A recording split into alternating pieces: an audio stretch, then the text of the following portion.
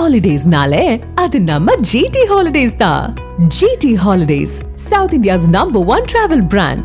தேனி அரசு மருத்துவக் கல்லூரி மருத்துவமனை கூடுதல் கட்டிட திறப்பு விழாவின் போது பழுதான ரிமோட்டால் பெயர் பலகையை திறந்து வைக்க முடியாமல் அமைச்சர் திகைத்த நிலையில் ஊழியர்களே திரையை அகற்றி திறந்து வைத்தனர். அந்த காட்சிகளை முதலில் பார்க்கலாம்.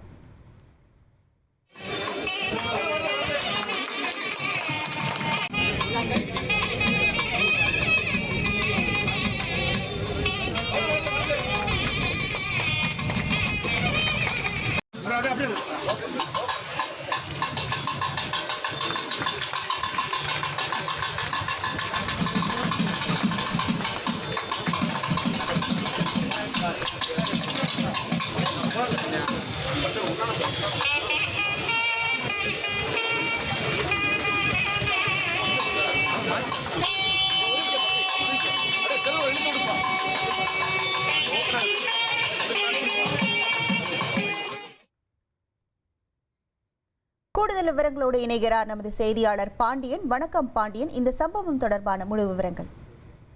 வணக்கம்.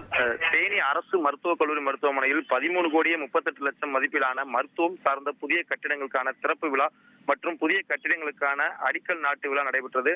இந்த நிகழ்ச்சிக்கு வருகை புரிந்த தமிழக சுகாதாரத்துறை அமைச்சர் மா சுப்பிரமணியன் விழா மேடை அருகே அமைந்திருந்த பெயர் பலகையை திறந்து வைப்பதற்காக ரிமோட்டை பயன்படுத்தி திறக்க முயன்றார். அப்போது ரிமோட் பழுதானதால் பெயர் பலகையில் இருந்த திரை விலகவில்லை. இதனால் அதிர்ச்சி அடைந்த அவர்கள் நீண்ட நேரம் ரிமோட்டை அழுத்தியவாறு அமைச்சர் மற்றும் அதிகாரிகள் நின்றிருந்தனர். ரிமோட் வேலை செய்யாததால் வேறு வழியின்றி மருத்துவமனை பணியாளர்களே அடிக்கல் நாட்டிற்கான பெயர் பலகையை கையால் திறந்து வைத்தனர். அமைச்சர் பங்கேற்ற அரசு நிகழ்ச்சியில் அடிக்கல் நாட்டிற்கான பெயர் பலகை திறப்பின் போது ரிமோட் கருவியில் ஏற்பட்ட பெயர் பலகை திறக்காமல் போன சம்பவம் நிகழ்ச்சியை ஏற்பாடு செய்திருந்த தேனி மருத்துவக் கல்லூரி மருத்துவம் மற்றும் சுகாதாரத்துறை அலுவலர்கள் அதிர்ச்சியையும் பொதுமக்களிடையே நகைப்பையும் ஏற்படுத்தியது. உங்கள் விவரங்களுக்கு நன்றி பாண்டியன். Holidays-nale, அது நம்ம GT Holidays தான். GT Holidays, South India's #1 travel brand.